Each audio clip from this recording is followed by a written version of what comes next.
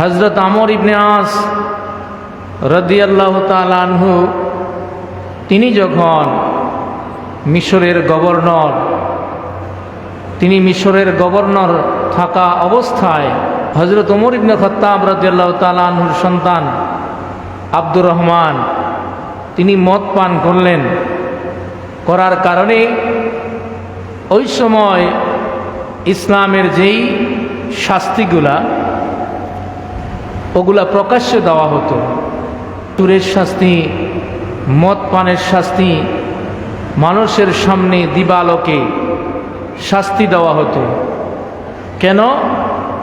যাতে করে এই শাস্তি দেখে অন্য কেহ এই অপরাধের মধ্যে জড়িত না হয়। তো আমর ইবনে আস রাদিয়াল্লাহু তাআলা আনহু তিনি দেখলেন আব্দুর রহমান হলো মুসলিম জগতের খলিফা, ওমর ইবনে খাত্তাব রাদিয়াল্লাহু তাআলা আনহুর সন্তান। সেই হিসাবে ওনার সম্মান ইজ্জতের দিকে লক্ষ্য করে আব্দুর রহমানকে তিনি ঘরের ভিতরে নিয়ে শাস্তি দিলেন। কোথায় দিলেন? ঘরের ভিতরে যেন কেউ না দেখে শাস্তি দিয়েছেন, কিন্তু ঘরের ভিতরে দিয়েছেন। কোথায় দিয়েছেন? এই খবর হযরত ওমর ইবনুল খাত্তাব রাদিয়াল্লাহু তাআলা আনহুর কানে যখন পৌঁছল, তিনি চিঠি লিখলেন আমর ইবনুল আস রাদিয়াল্লাহু তাআলা আনহুর কাছে, তোমার কত স্পর্ধা! তুমি একটি লোক অপরাধ করা সত্ত্বেও তাকে এইভাবে গোপনে শাস্তি দিয়েছ। আমি তোমার চেয়েও আরো যোগ্য লোক থাকা সত্ত্বেও কাউকে গভর্নর না দিয়ে তোমাকে গভর্নর দিয়েছি। এর কারণ হলো তুমি আমার মতো ন্যায় বিচার প্রতিষ্ঠা করবা। কি করবা? কোরআন এবং হাদিসের মতে যার যে শাস্তি কোনো বিশেষ ব্যক্তির জন্য একরকম আর দুর্বল ব্যক্তির জন্য আরেক রকম, এরকম শাস্তি দেওয়ার জন্য আমি তোমাকে গভর্নর নিয়োগ দেই নাই। আমি যদি এখন তোমাকে বরখাস্ত করি তোমার কাছে কেমন লাগবে? তুমি আমার ছেলেকে ওমরের ছেলে ভেবে তুমি তাকে প্রকাশ্যে শাস্তি না দিয়ে তুমি ঘরের ভিতরে শাস্তি দিয়েছ। এটা তোমার একটা জঘন্য গুরুতর অপরাধ হয়েছে। তুমি আমার ছেলেকে এই মুহূর্তে দুইটা কাপড় দিয়ে খালি একটা ওঁটে করে তাকে এক্ষুনি আমার কাছে পাঠায়া দাও। যখন হযরত ওমর রাদিয়াল্লাহু তাআলা আনহুর নির্দেশে তার নিজের সন্তান আব্দুর রহমানকে মিশর থেকে মদিনাতুল মুনাওয়ারায় পাঠায়া দিল, ওমর রাদিয়াল্লাহু তাআলা আনহু সাহাবায়ে কেরামের সামনে প্রকাশ্যে দিবালোকে তাকে আবার শাস্তি প্রদান করলেন। ছাড় দেয় নাই। এই ওমর রাদিয়াল্লাহু তাআলা আনহু মুসলিম জগতের খলিফা হওয়ার পরেও এক মহা সমাবেশের মধ্যে তিনি বক্তৃতা দিচ্ছেন।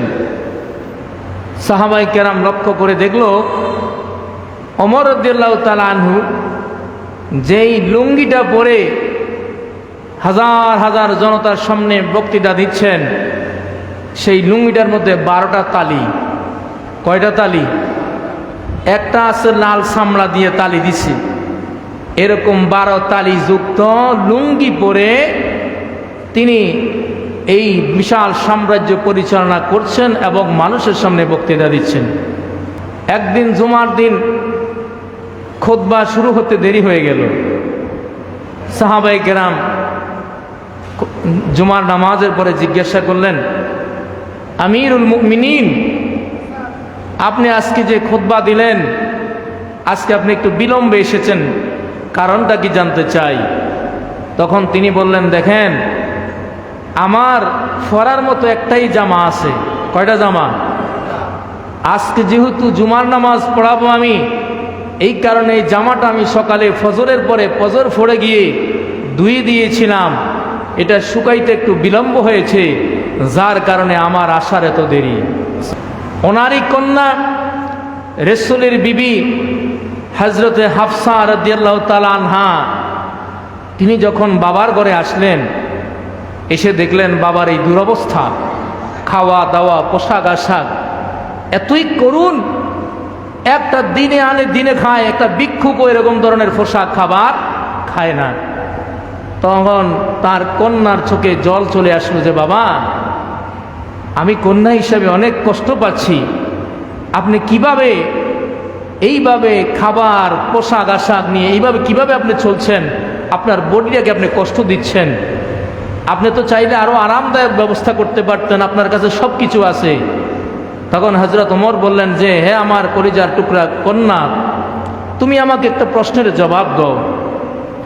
তুমি যেই রাসূলের ঘরের বিবি হয়েছ, যার কাছে আমি তোমাকে সুপুর্দ করেছি, ওই রাসূলের ঘরে থাকা অবস্থায় তিনি তো সমগ্র দুনিয়া আখিরাতের বাদশা ছিলেন, কিন্তু তেনার বিছানা, তিনার পোশাক আশাক, তিনার খাওয়া দাওয়াটা কেমন ছিল আমাকে একটু বলো। তুমি কয়দিন উপর ছিলে, তিনি কিভাবে খাইতেন,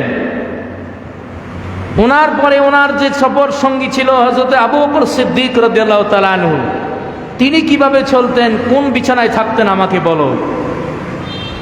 তখন মেয়ে লাজবাব হয়ে গেল, যার কাছে যিনি বললে উহুদ পাহাড় শূন্য হয়ে যেত, যিনি জান্নাতের নিয়ামত দুনিয়া থেকে খাওয়ার সম্ভব, ঠিক কিনা, সেই নবী এত কষ্ট করেছেন। তখন বাপ বেটি দুইজনে চোখের পানি ছেড়ে দিয়ে কান্না শুরু করে দিল। ওনাদের জীবনটা এমন ছিল, কথা বলেন ঠিক কিনা, শান জৌলুস আরামায়েশ ভোগবিলাস এদেরকে কখনো আল্লাহর ইবাদত থেকে দূরে রাখে নাই।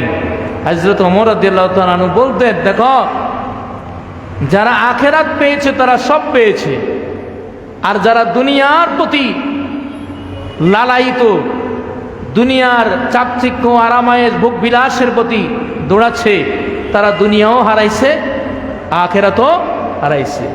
আল্লাহ পাক কোরআনে বলেন, ফাআম্মা মান তাগা ওয়া আথারাল হায়াতাদ দুনিয়া ফাইন্নাল জাহিমা হিয়াল মাওয়া।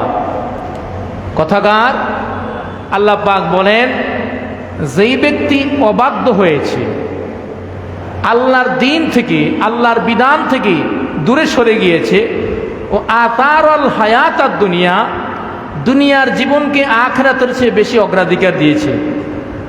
নামাজ পড়ে আগে আমার চাকরি, নামাজ পড়ে আগে আমার ব্যবসা, নামাজ পড়ে আগে আমার ফ্যামিলি, অর্থাৎ ইবাদত আখিরাতের আগে দুনিয়াকে অগ্রাধিকার দিয়েছে।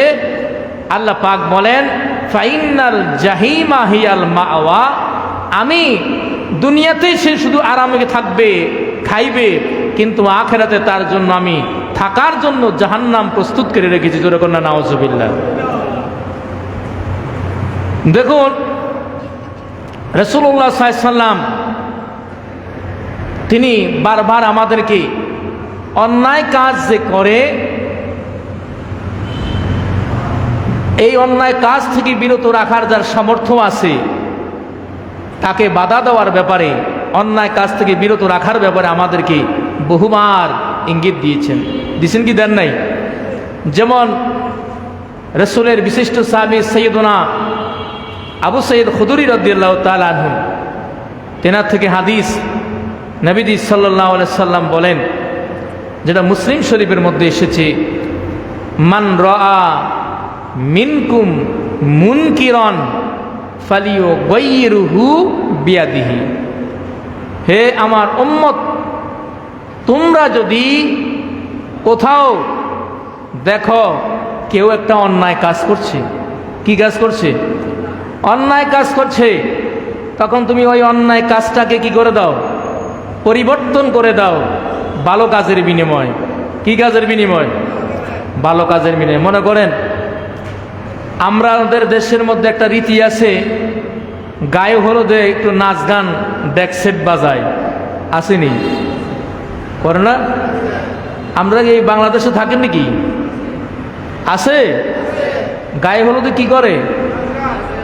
কিছু কিছু মানুষ মনে করে গায়ে হলুদের ডেকসেট যদি না বাজায় মনে হয় বিয়েটাই তো মনে হচ্ছে না, এরকম কিছু ফ্যামিলির ধারণা, ঠিক না? এখন আপনি যখন দেখছেন তারা এরকম কিছু করতে চাচ্ছে, করুক, তবে নাচ গান নয়, এটাকে আপনি নাতে রসুলের প্রোগ্রাম দিয়ে পরিবর্তন করে দেন। কি দিয়া? যেখানে ডেকসেট এনে নাচ গান হইতো সেখানে আপনি কিছু নাত রসুলের শায়ের এনে আপনি এখানে কিছু নাত রসুল হামদে বাড়ি তালা কোরআন তালাওয়াতের আয়োজন করেন, তাইলে ওই গানের বদলা এখানে ভালো কাজে পরিবর্তন হয়ে গেল। কথা কোন না কেন? করুক আনন্দ। যেই ড্যান্সের মধ্যে ডেক্সেটের মধ্যে বেগানা নারী পুরুষ মেলামেশা হইতো, সেখানে কোরআন তালাওয়াত হামদে বাড়ি তালা নাত রসুলের দ্বারা ইমান তাজা হবে এবং সওয়াব হবে। কথা কোন ঠিক কি না? আমাদের দেশের গায়ে হলুদে দেখা যায় বিয়ে করবে একজনে 10 জনে এসে গালে ধরে ধরে মেহেদি দেয়। কথা কয় না কেন? এটা নাকি কালচার, মানে এটা যারা উঁচু লেভেলে থাকে, ছেলের বউয়ের গালে ধরে যদি মেহেদি না দেয়, এটা সমাজে মিলে না। কথা কয় না কেন? নিজের বন্ধুরা আসে, তালতো ভাই, খালতো ভাই, মামতো ভাই, বিয়াই গালের মধ্যে কি দেয়? কথা কন না কেন? বিবি একজনের ব্যবহার করে 50 জনে। কথা কন না? করে কি না? তো এই মহিলার করে কি আল্লাহর ওলিনি ফয়দা হবে? কথা কন। যেই মহিলার গাল ধরে 10 জনে টানাটানি করে, যেই মহিলার ছবি ফেসবুকে দিয়ে দেখো আমার বউটা সেরকম, আর মানুষ দেখে দেখে তার চেহারা দেখে দেখে জেনা করতেছে, কি করে? চোখের জেনা হয় কিনা? মনের জেনা হয় কিনা? চোখে দেখে আর মনে মনে জেনার এটা যদি আমি পাইতাম। কথা কয় না কেন? আপনি ফেসবুকে পোস্ট করার কারণে যতগুলা মানুষ গুনাহ হইল, সব গুনার আমল নামা আপনার আসবে আসবে এগুলা হয় কি না? তাইলে এগুলো সমাজ থেকে নেকামলের বিনিময়ে পরিবর্তন করে দিতে হবে, ঠিক কি না? একজন গালি দিচ্ছে, আপনি তাকায় রইলেন। একজন আরেকজনে মারছে, আপনি তাকায় রইলেন। একজন আরেকজনের উপর জুলুম করতেছে, আপনি জানেন কিন্তু আপনি প্রতিবাদ করলেন না। একজন আরেকজন হক নষ্ট করতেছে, আপনি জানেন কোনো কথা বললেন না। একজন আরেকজনকে মারতেছে, বিভিন্ন অন্যায় অপরাধের সাথে জড়িত হচ্ছে, আপনার কিন্তু ক্ষমতা আছে। আপনি দূর তার ভাবে তারে খাইব, আসলে কি তার ভাবে তারে খাইব? আপনারাও খাইব। কথা কয় না গান? আপনাকেও খাবে। আপনার সামর্থ্য ছিল, আপনি কেন বাধা দেন নাই? রাসূল বলেন, মান রা মিনকুম মুনকিরান ফালিয়ুগাইয়িরুহু বিয়াদিহি। তুমি যদি দেখো একজন একটা অন্যায় করছে, তোমার হাত দ্বারা কি দাও? বাধা দাও, প্রতিহত করো। ফাইন লাম ইয়াস্তাতি ফাবিলিসানিহি। যদি দেখো হাত দিয়ে বাধা দেওয়ার ক্ষমতা নাই, বাজার দিয়ে ঈদ উপলক্ষে ফোলাপাইন ব্যান গাড়িতে ও বাজি রে ডেকসেট বাজায় যে গান হয় কি না? হাজীগঞ্জ বাজারে 10 জন লোক দাঁড়ায়, প্রত্যেকটারে উঠাইয়া নামাইয়া পিটান। কথা কন না কেন? গুনাহ হইব না সওয়াব হইব? 10টা গাড়ির নামাইয়া ফিটা দিলে আর একটা গাড়ি ওই দিকে আজ যাবে না, ঠিক কি না? সামর্থ্য আছে কিন্তু করতেছেন না। আপনার ছেলে আপনার সামনে দিয়ে সিগারেট খাইতেছে, আপনি বলতেছেন না হোলা মারব, মারে মারুক না। হোলা যদি আপনাকে মারে তো তার জাহান্নাম সে কিনে নিল, কিন্তু বাবা হিসাবে আপনি তাকে ছাড় দিতে দিতে একদিন আপনাকে ঘর থেকে লাইতেই বাইর করব। কথা কন না কেন? আদর করে ভালোবাসা দিয়ে মাথায় তুলে অন্যায় অপরাধে জড়িত হয়ে যাচ্ছে। রাসূল বলেন, যদি হাত দ্বারা সম্ভব না হয় তো জবানে বলো। জবানে না হলে ফাবি কালবিহি, তাহলে তুমি কি করবা? অন্তরে ঘৃণা করবা। অন্তরে ঘৃণা করবা যে এই লোকটা খারাপ, এই লোকের সাথে হাঁঝাহাঁঝি করা যাইতো না, এই লোকের সাথে এই লোককে চাও খাওয়ান যাইব না, এই লোক দ্বারা সমাজে ভালো কাজে দাওয়াত দেওয়া যাবে না, সামাজিকভাবে তাকে প্রতিহত করতে হবে। তখন সে বুঝতে পারবে যে আমি যা করছি অন্যায় করছি, ঠিক কি না? কিন্তু আমাদের সমাজে অন্যায়কারী সবাই আগে প্রথম কাতারের দাওয়াতটাও পায়।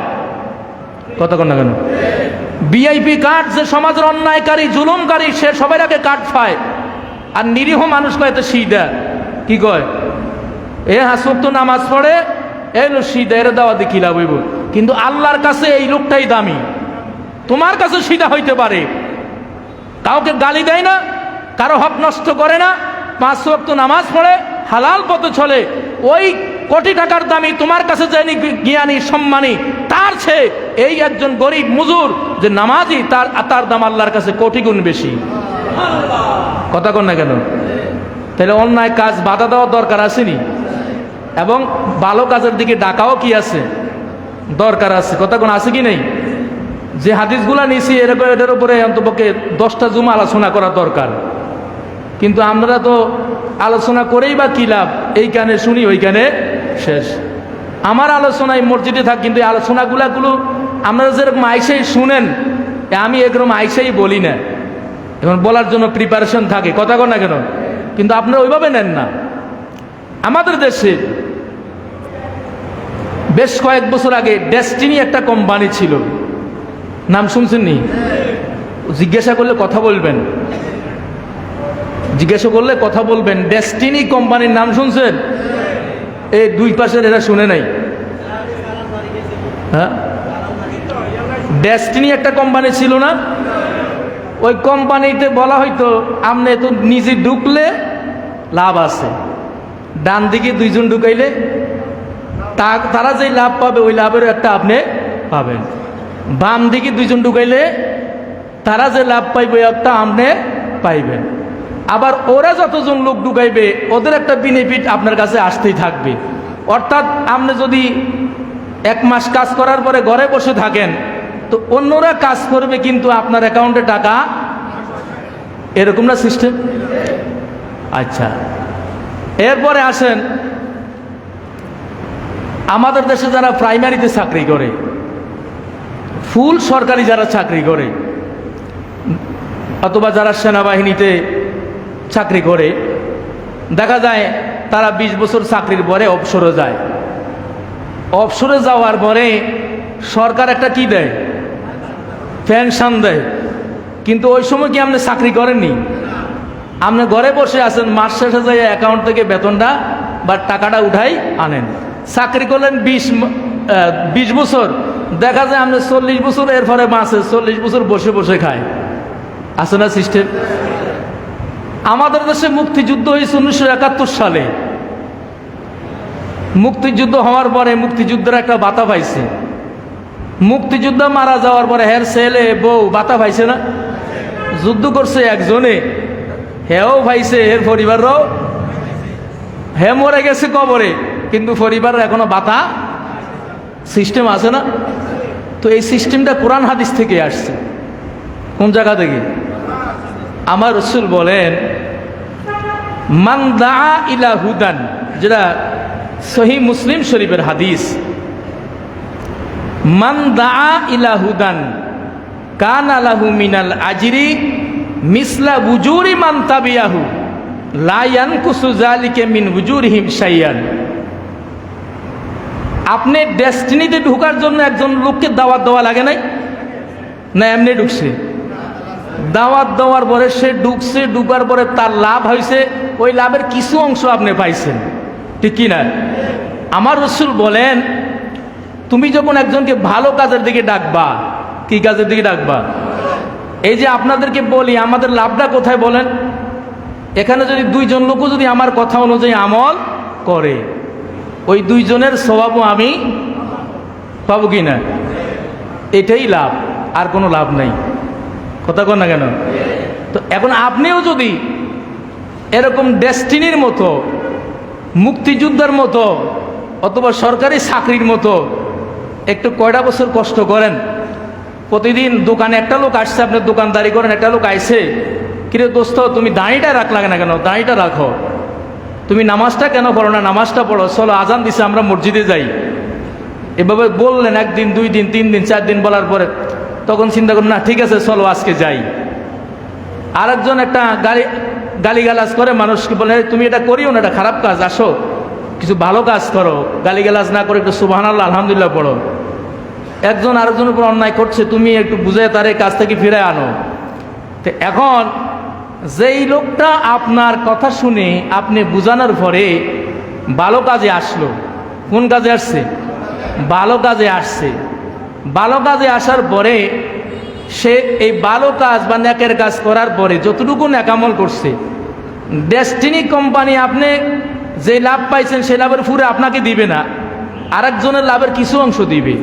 কিন্তু আল্লাহ রাসূল বলেন, তুমি যদি একজন মানুষকে বুঝাইয়া নামাজি বানাইতে পারো, হালাল পথে আনতে পারো, ভালো কাজে আনতে পারো, তাহলে ওই লোক আমল করে যত আমল সওয়াব হবে তোমাকেও সমপরিমাণ সওয়াব দেওয়া হবে। সুবহানাল্লাহ কয় না? তাইলে আপনি দুইজনকে বুঝাইলেন, নামাজি বানাইলেন, আবার এই দুইজন লোক যদি আরো দুইজনকে নামাজি বানায়, ওই দুইজন আরো দুইজনকে নামাজি বানায়, আপনি বুঝাইয়া চলে গেলেন কোথায়? কোথায় গেলেন? তাহলে এই ডেস্টিনি কোম্পানির মতো আপনি কবরে গেলেন, কিন্তু আপনার ওই যে হেরা কাজ করতেছে এই কাজের সওয়াব আপনার কবরে যাইতে থাকবে। আরে ভাই, আপনি নামাজের জন্য 1 ঘন্টা সময় ব্যয় করলেন, কিন্তু আপনি 10 জনকে যদি নামাজি বানান, তাহলে আপনার ওই 10 জনে 1 ঘন্টা করে কয় ঘন্টা হলো? 10 ঘন্টা। তাহলে আপনি 1 ঘন্টাটা 1 ঘন্টা পাইলেন, আর ওই 10 জনের 10 ঘন্টা করে যেটা পাইছে আপনি ওই 10 ঘন্টা সওয়াব পাইবেন। একজন বেপরদায় চলে, আপনি 2 জনকে পর্দায় আনলেন, ওই 2 জন আরো 2 জনকে আনলো, এইভাবে বাড়তে বাড়তে 100 জন হয়ে গেল। আপনার 2 জনের কথা কয়জন হলো? 100 জন হলো। তাইলে আপনি ঘরে বসে আছেন, ঘরে বসে, আর ওরা কিন্তু কাজ করতেছে, ওরা কাজ করে যত সওয়াব হইব সমপরিমাণ সওয়াব আপনার অ্যাকাউন্টে আসতে থাকবে। সুবহানাল্লাহ কন্যা। একার আমলে আমি নামাজি হইলাম, আমার পোলাপাইন বেনামাজি, আমার পোলাপাইন গুনাহ করতেছে, আমার স্ত্রী বেনামাজি গুনাহ করতেছে, আরে আমি তো মহা হাজি সাহেব, হাজি সাহেব না, আমি মহা হাজি সাহেব, আমি মহা নামাজি, মহা রোজাদার, এমনি ডাইরেক্ট জান্নাতে চলে যাব। জান্নাত এখন বাপের দিন আর মামাত বাড়ির আবদার না কইলে আপনার জান্নাতে নিয়ে যাইব, কথা কন না কেন? তাহলে কি সুন্দর সিস্টেম ইসলামে, দেখেন, নিজেরটাও পাইলাম, আরেকজন করলো সেটাও পাইলাম। তাইলে এই যে আজকে আমরা এখানে অনেক দূর দূরান্ত থেকে মুসল্লিরা আসে না, আপনি আসার সময় একদিন একজনকে নিয়ে আসেন না রে ভাই, আপনার পরে তো ওই গ্রাম থেকে আর কেউ আসবে না, কথা কন না কেন? চলো আমরা ওই হাজীগঞ্জ বাইতুল আমানে জুমা পড়তে যাই, আমার সাথে তুমি চলো। এ একজন আসলো, আবার আরেকদিন আরেকজন চলো, আমার সাথে চলো। তো এই যে এখানে কথাগুলা কোরআন হাদিসের পক্ষে হয়, ঠিক কিনা? তো এটা শুনলে আপনার কাছে ভালো লাগে, তো আরেকজনকে আনান না। আনার পরে যত কদম হাইটে আসবে, যত কদম হাইটে আসবে, প্রত্যেক কদমের বিনিময়ে গুনাহ মাফ হবে, নেকি আমল হবে। একটা হাদিস বলে সময় খালি দ্রুত যাচ্ছে, কি হাদিসটা কি বলবো? কথা বলেন।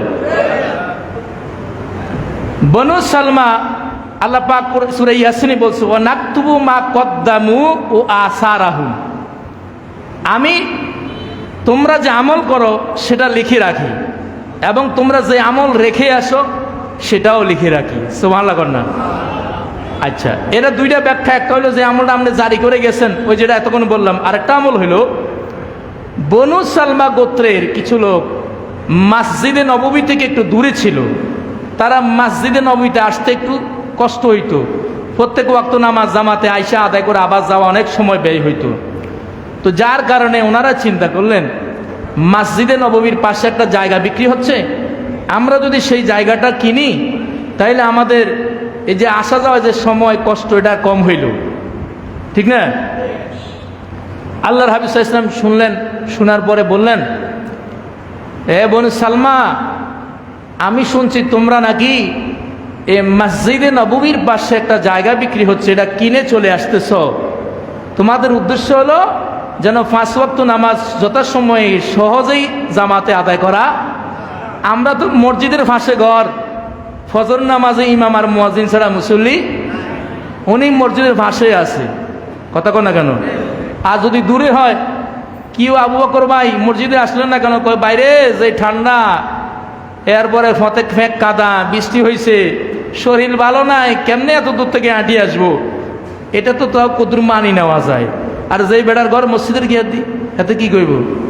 কইব খবর হাই না, ঘুম আসছে, খবর পাই নাই, আছে কি নাই? ওনারা যখন চিন্তা করলেন মসজিদে নববীর পাশে আসবেন, রাসূল বলেন, শোনো, যেখানে আছে সেখানেই থাকো, তোমরা তো সওয়াবের নিয়তে এখানে বাড়ি করতে চাও, এখন ওখান থেকে চলে আসলে তোমাদের সওয়াব কমে যাবে। সুবহানাল্লাহ না? কি হবে? বলে, ইয়া রাসূলুল্লাহ, কেমনে কমবে? তোমরা যখন দূর থেকে মসজিদের উদ্দেশ্যে বাসা থেকে বাইর হও, দোকান থেকে বাইর হও, আসলে অনেক ব্যবসায়ীরা দূর থেকে আসে বা ওই রাস্তার এই পাশ থেকে, যেমন আমার ব্যবসায়ী আলহাজ সিরাজুল ইসলাম ভাই রাস্তার এই পাশে দোকান, ঠিক না? আবার ওই যে আমার ভাই আব্দুল মান্নান সাহেব পশ্চিম বাজার বাড়ি, আসেনি? আমাদের আলহাজ আব্দুল করিম সাহেব কাজিরগাঁও বাড়ি, আসে না এরকম অনেক? তো আপনি দূর থেকে বা বাসা থেকে মসজিদের উদ্দেশ্যে যখন রওনা হন, উদ্দেশ্য হলো জামাতে নামাজ আদায় করা, ঠিক কি না? যত কদম এক কদম রাখলেন একটা গুনাহ মাফ, সুবহানাল্লাহ না? একটা গুনাহ মাফ, একটা নেকি লেখা হবে। আবার আরেক কদম রাখলেন, আরেকটা গুনাহ মাফ, আরেকটা নেকি লেখা হবে। এইভাবে যত কদম দিবেন তত গুনাহ মাফ, তত নেকি লেখা হবে। তাহলে দূর থেকে আসলে আরো বেশি কি? এখন যারা মনে করেন ওই বিভিন্ন ওই যে হাকসুবা থেকে, শাহরাস্তি থেকে, দূর দূরান্ত থেকে এখানে এসে নামাজ পড়েন, উদ্দেশ্য এখানে এসে কি পড়া? কথা কর না কেন?